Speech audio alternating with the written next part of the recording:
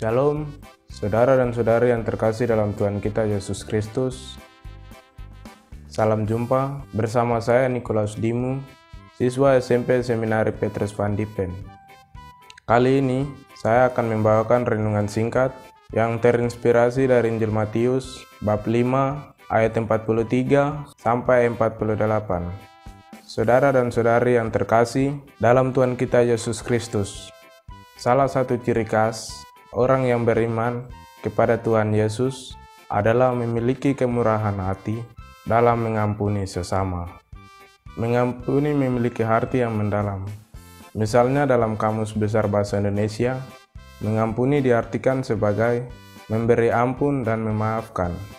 Memberi ampun atau memaafkan mengandaikan adanya tindakan keliru yang dilakukan oleh seseorang terhadap pribadi kita. Secara pribadi, kita merasa bahwa tindakan yang dibuat oleh sesama kita sungguh menyakitkan hati, sehingga terkadang kita merasa sulit untuk memberi pengampunan bagi mereka yang telah melukai hati dan perasaan kita. Saudara dan saudari yang terkasih, dalam Injil hari ini, Tuhan Yesus mengajak kita sekalian untuk mengasihi musuh-musuh kita dan berdoa bagi mereka yang menganiaya kita. Bukankah ini sulit? Atau dengan kata lain, sabda Yesus ini terkadang mudah bagi kita untuk mengucapkannya secara tegas dalam merealisasikan sabda Yesus ini dalam kehidupan sehari-hari. Sebagai manusia yang memiliki banyak kelemahan, kita tentunya merasa berat untuk mempraktekkan sabda Yesus. Namun, jika dilihat sebagai pengikut Yesus, kita dituntut untuk mengambil bagian dalam karya pewartaan Yesus. Di samping itu, kita juga dituntut untuk meneladani sikap hidup Yesus sendiri. Sebab pada mulanya Tuhan Yesus telah membuktikannya kepada para algojo ketika Yesus berada di atas kayu salib.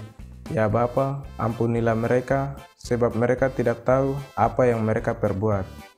Sesungguhnya, doa ini sangat singkat, tetapi isi dan maknanya sangat dalam.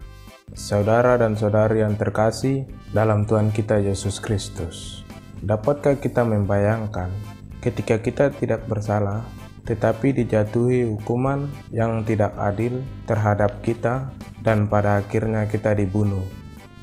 Lalu pada saat yang bersamaan, sebelum mengembuskan napas terakhir, dengan napas yang tersisa, kita berdoa bagi mereka yang telah menganiaya kita. Mampukah kita berbuat demikian? Atau mungkin gambaran ini sangat berlebihan?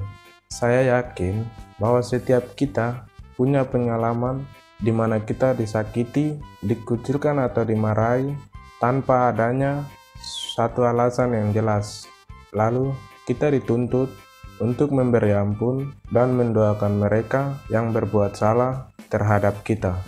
Saudara dan saudari yang terkasih dalam Tuhan kita Yesus Kristus, Tuhan Yesus telah membuktikannya kepada dunia pada umumnya dan kepada kita pada khususnya.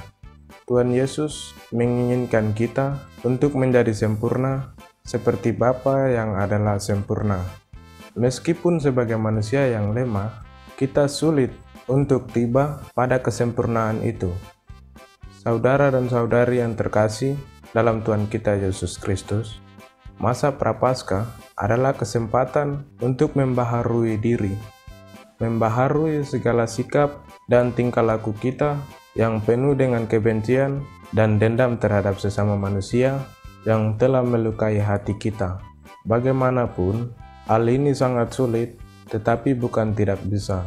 Oleh karena itu, hendaknya kita senantiasa mendekatkan diri pada Tuhan yang adalah Maha Pengasih dan Pengampun, agar dimampukan untuk bisa mengampuni orang-orang yang menyakiti hati kita.